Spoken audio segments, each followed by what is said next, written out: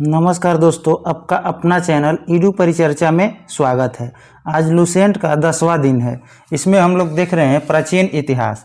आज का ये जो वीडियो है प्राचीन इतिहास का लास्ट वीडियो होगा। इसमें छोटे छोटे राजवंशों को शामिल किया गया है। इसके बाद जो है एक लंबा वीडियो बनाकर पूरा प्राचीन इतिहास का अपलोड कर दिया जाएगा। वहाँ से आप आसानी से इसका रिवीजन कर सकते हैं। और इसका पीडीएफ चाहिए तो हमारे टेलीग्राम चैनल ईडू परिचर्चा को ज्वाइन कर ले। वहाँ पे हर एक पीडीएफ डाल दिया जाता है, वहाँ से आप पीडीएफ प्राप्त कर सकते हैं। आज का पहला प्रश्न है, पुलकेशिन द्वितीय ने हर्षवर्धन को हराकर कौन सा उपाधि धारण किया था? तो इसका सही उत्तर हो जाएगा परमेश्वर तथा दक्षिणापथेश्वर की उपाधि धारण किया था। ईरान के शाह खुसरो द्वितीय के दरबार में किसने राजदूत को भेजा था? तो पुलकेशिन द्वितीय ने भेजा था। चीनी यात्री वेनसांग पुलकेशिन द्वितीय के राज्य में कब आया था? तो 641 ईस्वी में आया था। 641 ईस्वी में। नरसिंह वर्मन प्रथम ने पुलकेशिन द्वितीय को कब परास्त किया था? तो यह 642 ईस्वी में परास्त किया था। ऐहोल अभिलेख का संबंध किस शासक से है? तो पुलकेशिन द्वितीय से। और ऐहोल अभिलेख के लेखक बोला जाएगा कौन है? तो रवि कृति हो जाएगा, रवि कृति। किसके शासन काल में अरबों ने दक्कन पर आक्रमण किया था? तो विक्रमादित्य द्वितीय के समय में। चालुक्य जो बतापी वंश का अंतिम शासक पूछेगा तो कौन हो जाएगा? कृतिवर्मन द्वितीय, कृतिवर्मन द्वितीय। मंदिरों का शहर किसको कहा जाता है चालुक्य वंश में? तो ऐहोल को कहा जाता है। चालुक्य वंश वेंगी के संस्थापक कौन थे? तो विष्णुवर्धन। चालुक्य वंश वेंगी के संस्थापक विष्णुवर्धन। और इसकी राजधानी कहाँ हो जाएगा? तो वेंगी। और वेंगी कहाँ है? तो आंध्र प्रदेश में है। चालुक्य वेंगी का सबसे प्रतापी राजा कौन था? तो विक्रमादित्य तृतीय था, विक्रमादित्य तृतीय था। अब देखते हैं राष्ट्रकूट वंश। राष्ट्रकूट वंश के संस्थापक कौन हो जाएगा? तो दंती दुर्ग। और कब किया था स्थापना? तो 752 ईस्वी में, 752। राष्ट्रकूट वंश की राजधानी पूछा जाएगा तो मान्यखेट हो जाएगा, मान्यखेट। अमोघ वर्ष किस वंश का प्रमुख शासक था? तो यह राष्ट्रकूट वंश का था। अमोघ वर्ष राष्ट्रकूट वंश का था। एलोरा के कैलाश मंदिर का निर्माण किसने करवाया था? तो राष्ट्रकूट वंश के शासक कौन था? कृष्ण प्रथम ने करवाया था। राष्ट्रकूट वंश का वह पहला शासक जिसने कनौज पर अधिकार के लिए त्रिपक्षीय संघर्ष में भाग लिया था वह कौन था? राष्ट्रकूट वंश का तो ध्रुव था। इसमें 3 वंश शामिल हुआ था, पाल, प्रतिहार और राष्ट्रकूट, जिसमें राष्ट्रकूट के ध्रुव था और प्रतिहार के कौन सा? वत्सराज था।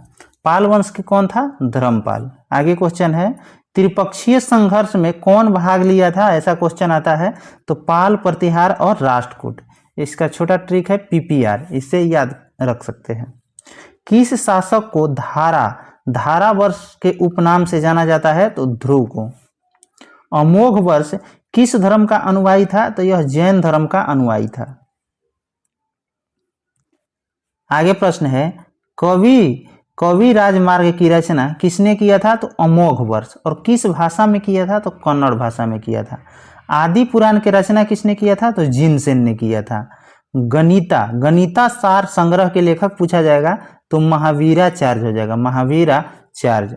अमोघ वृत्ति के लेखक पूछा जाएगा तो शक्तयाना। यह अमोघ वर्ष के दरबार में रहते थे। किसके शासनकाल में अरब निवासी अल मसूदी भारत आया था? तो इंद्र तृतीय के शासनकाल में। राष्ट्रकूट वंश का अंतिम महान शासक कौन था? तो यह कृष्ण तृतीय था, कृष्ण तृतीय। किसके दरबार में कन्नड़ कवि पोन रहते थे? तो कृष्ण तृतीय के दरबार में। पोन किसके दरबार में रहते थे? तो कृष्ण तृतीय। शांति पुराण की रचना किसने किया था? तो पोन ने किया था। आगे है, कल्याणी के चैलुक तेलप द्वितीय ने 773 ईस्वी में किस शासक को हराकर राष्ट्रकूट राज पर अपना अधिकार कर लिया था? तो कर्क को हराकर। आगे है, एलोरा एवं एलिफेंटा गुहा मंदिर का निर्माण कब हुआ? तो राष्ट्र वंश के समय में, राष्ट्रकूट वंश के समय में हुआ था। एलोरा में 34 शैलकृत गुफाएं हैं, जिसमें 1 से 12 तक बौद्ध धर्म के लिए है, 13 से 29 तक हिंदुओं के लिए है तथा 30 से 34 तक जो है जैन गुफा है, जैन गुफा। एलोरा गुफाओं का सर्वप्रथम उल्लेख किसने किया था?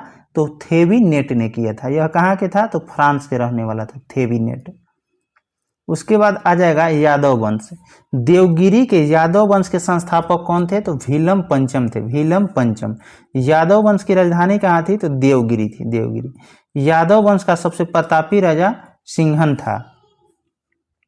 देवगिरी का कौन सा शासक अलाउद्दीन खिलजी के सेनापति मलिक काफूर के सामने आत्मसमर्पण किया था?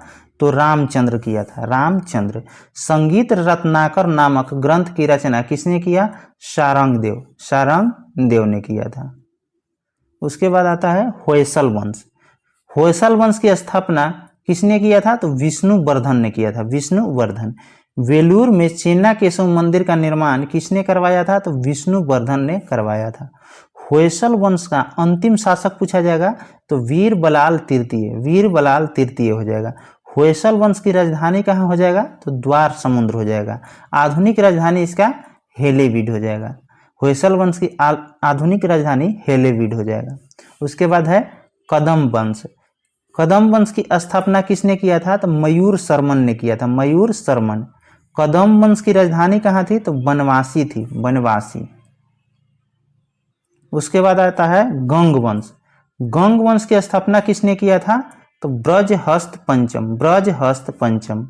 गंग वंश का प्रारंभिक राजधानी कहाँ था? कुलाल था, कुलाल, जो कुल्लर या कुलाल कह सकते हैं। बाद में इसकी राजधानी कहाँ हो जाएगा? तो तलकाड, तलकाड हो गया। दत्तक सूत्र पर टीका लिखने वाला गंग शासक कौन था? माधव प्रथम। दत्तक सूत्र पर टीका लिखने वाला गंग शासक कौन था? तो माधव प्रथम था। उसके बाद आता है काकतीय वंश।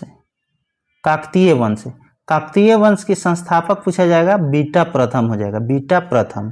काकतीय वंश की राजधानी अमकोंड हो जाएगा, अमकोंड। काकतीय वंश का सबसे शक्तिशाली शासक कौन हो जाएगा? तो गणपति। रुद्रमा देवी किसकी पुत्री थी? तो गणपति की पुत्री थी। गणपति ने अपनी राजधानी को कहाँ स्थानांतरित किया? तो वारंगल में, वारंगल में। काकतीय वंश का अंतिम शासक प्रताप रुद्र हो जाएगा, प्रताप रुद्र। काकतीय वंश में दाया गज केसरी, दाया गज केसरी की उपाधि किसने धारण किया था? तो प्रताप रुद्र ने धारण किया था। और राय गज केसरी की उपाधि किसने धारण किया था? तो रुद्रमा देवी ने किया था।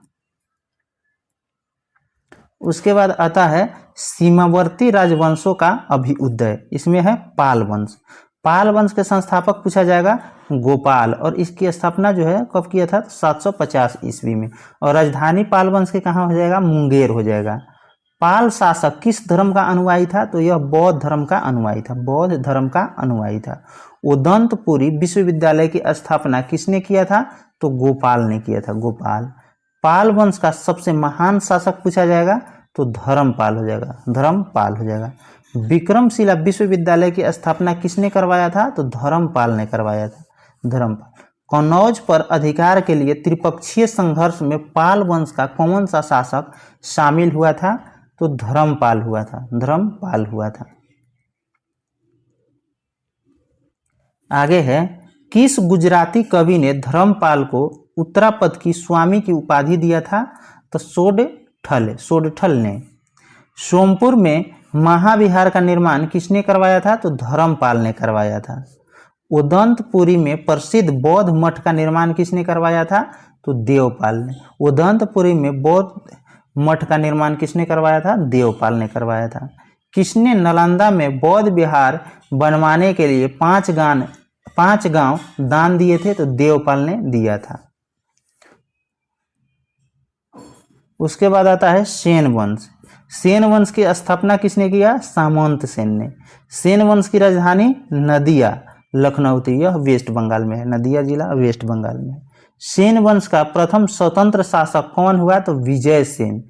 यह शैव धर्म का अनुयायी था। विजय सेन था जो शैव धर्म का अनुयायी था। दान सागर एवं अद्भुत सागर नामक ग्रंथ की रचना किसने किया? तो बलाल सेन ने। बलाल सेन।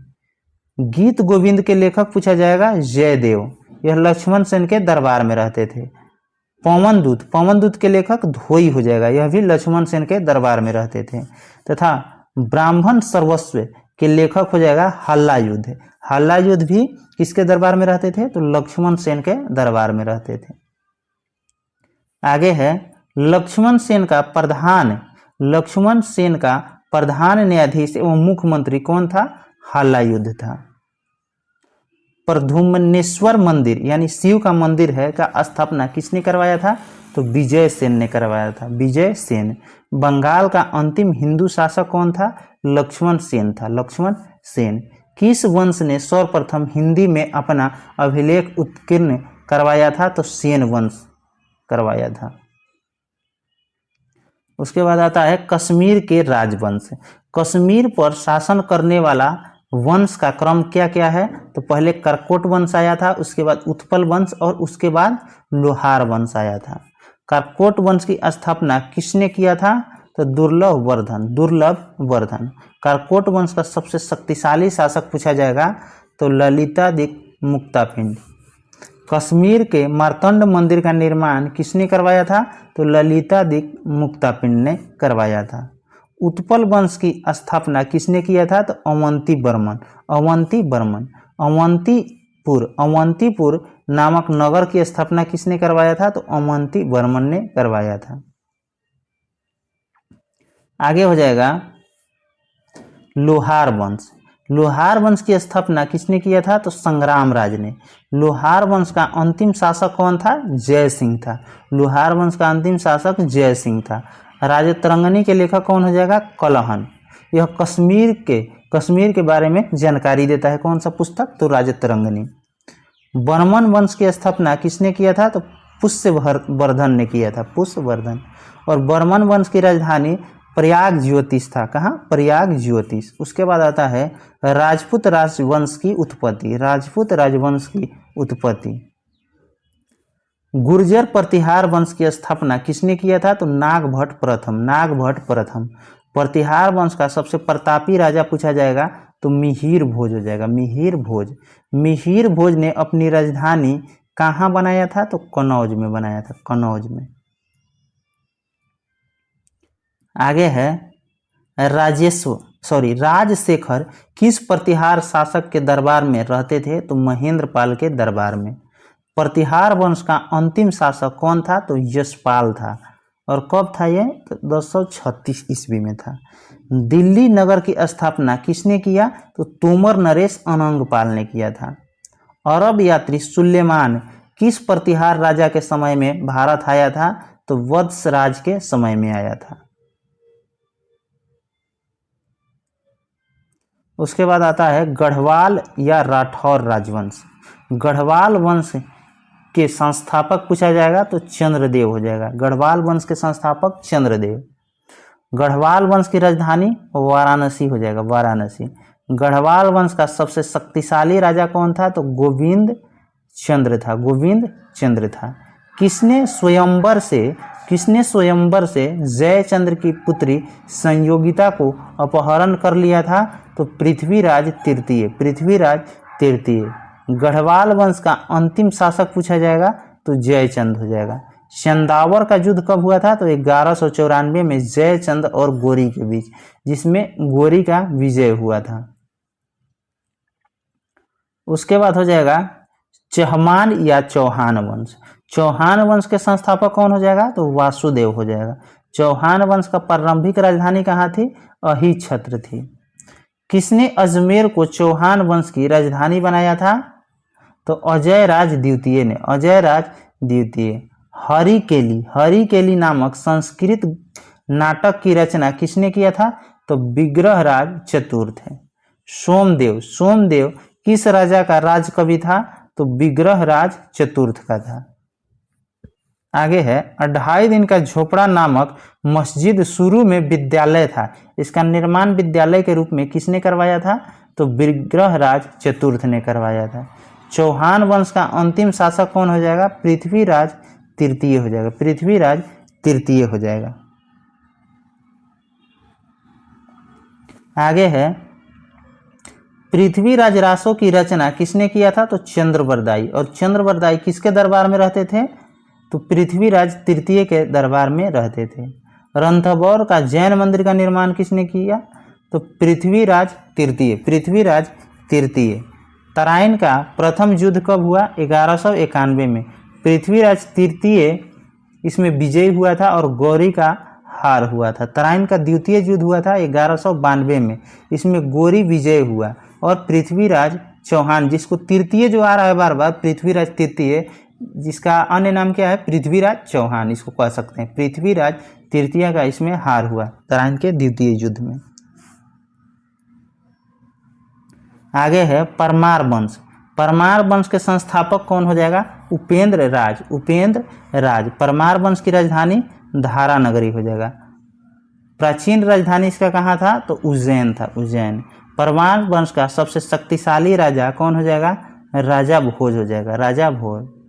प्रबंध चिंतामणि। प्रबंध चिंतामणि के लेखक मेरुतुंग हो जाएगा। मेरुतुंग। कविराज की उपाधि से विभूषित किया गया था कौन सा शासक को? तो राजा भोज को। राजा भोज। राजा भोज के शासनकाल में विद्या तथा विद्वान का प्रमुख केंद्र कौन सा था? तो धारा नगरी था। धारा नगरी। त्रिभुवन नारायण मंदिर का निर्माण किसने करवाया था? राजा भोज ने। कहाँ करवाया था? तो चित्तौड़ में है। भोजपुर नगर की स्थापना किसने करवाया था? तो राजा भोज ने। राजा भोज ने। उसके बाद है चंदेल शासक। चंदेल वंश। बुंदेलखंड की भूमि पर चंदेल वंश की स्थापना किसने किया था? ननु। यानी चंदेल वंश के संस्थापक हो जाएगा ननु। और कहाँ किया गया था स्थापना? बुंदेलखंड में। और बुंदेलखंड का प्राचीन नाम पूछा जाएगा तो जेजाक भुक्ति हो जाएगा। जेजाक भुक्ति। और राजधानी कहाँ थी? खजुराहो थी।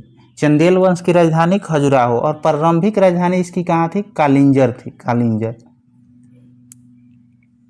आगे है किसने अपनी राजधानी को कालिंजर से खजुराहो स्थानांतरित किया? तो राजा धंग ने किया था। जिननाथ, विश्वनाथ तथा वैद्यनाथ मंदिर का निर्माण किसने करवाया? राजा धंग ने। कंदारिया महादेव। कंदारिया महादेव मंदिर का निर्माण किसने करवाया? राजा धंग ने। कब? तो 999 ईस्वी में। किस शासक ने गंगा तथा यमुना के संगम पर शिव की आराधना करते हुए अपने शरीर का त्याग किया था? तो राजा धंग ने। राजा धंग ने। अल्लाउद्दौला 2 सेनानायक किसके दरबार में रहते थे? तो परमदी देव के दरबार में रहते थे। चंदेल वंश का अंतिम शासक कौन हो जाएगा? परमदी देव हो जाएगा। आगे है चंदेल वंश के किस शासक ने लक्ष्मण मंदिर का निर्माण करवाया? तो यशोवर्मन। यशोवर्मन। उसके बाद आता है सोलंकी वंश अथवा गुजरात के चालुक्य वंश। सोलंकी वंश के संस्थापक मूलराज प्रथम। यह शैव धर्म का अनुयायी था। उसके बाद आ जाएगा सोलंकी वंश की राजधानी कहाँ थी? तो अहिलवाड़ थी। अहिलवाड़। किसके शासनकाल में मोहम्मद गजनी ने सोमनाथ मंदिर पर आक्रमण किया था? तो भीम प्रथम के समय में। दिलवाड़ा का जैन मंदिर जो माउंट आबू पर्वत पर स्थित है का निर्माण किसने करवाया? बीमल शाह। यह भीम द्वितीय के सामंत था। सोलंकी वंश का प्रथम शक्तिशाली शासक कौन हुआ? जय सिंह सिद्धराज। जय सिंह सिद्धराज। मोढेरा का सूर्य मंदिर का निर्माण किसने करवाया? तो सोलंकी राजाओं ने करवाया। सोलंकी वंश का अंतिम शासक पूछा जाएगा तो भीम द्वितीय हो जाएगा। भीम द्वितीय। उसके बाद आता है कलचुरी या चेदी वंश। कलचुरी वंश के संस्थापक कोक्कल हो जाएगा। कोक्कल। कलचुरी वंश की राजधानी कहाँ हो जाएगा? त्रिपुरी। कलचुरी वंश का महान शासक कौन हो जाएगा? कर्णदेव। कर्णदेव। प्रसिद्ध कवि राजशेखर किस राजवंश के दरबार में रहते थे? तो कलचुरी वंश के दरबार में रहते थे। उसके बाद है सिसोदिया वंश। सिसोदिया वंश अपने को क्या कहते थे? तो सूर्यवंशी कहते थे। सिसोदिया वंश की राजधानी कहाँ थी? चित्तौड़ थी, चित्तौड़। विजय स्तंभ का निर्माण किसने करवाया? राणा कुंभा। और यह कहाँ है? चित्तौड़ में। खतौली का युद्ध कब हुआ? 1518 में, राणा सांगा और इब्राहिम लोदी के बीच। और जो है आज के वीडियो में पूरा जो है प्राचीन इतिहास समाप्त कर दिया गया है। इसके बाद एक लंबा वीडियो मतलब कि मैराथन के रूप में चैनल पर डाल दिया जाएगा। अभी हमको संडे को घर जाना है, इसलिए एक वीक वीडियो, कोई भी वीडियो लगभग नहीं के बराबर ही आना चाहिए। अगर टाइम मिल जाएगा तो कभी डाल देंगे, नहीं तो नहीं आएगा। अगला वीक से जो है मंडे से मध्यकालीन भारत को मतलब कि उसको 5-6 दिन में समाप्त हो जाना चाहिए, मध्यकालीन भारत। उसके बाद फिर मज़ा आएगा आधुनिक भारत के इतिहास पढ़ने में। अभी थोड़ा बोरिंग लग रहा है, चैप्टर ऐसा ही है तो बोरिंग लगेगा ही। और आपको इसका PDF चाहिए तो हमारे टेलीग्राम चैनल ईडू परिचर्चा को ज्वाइन कर ले। धन्यवाद।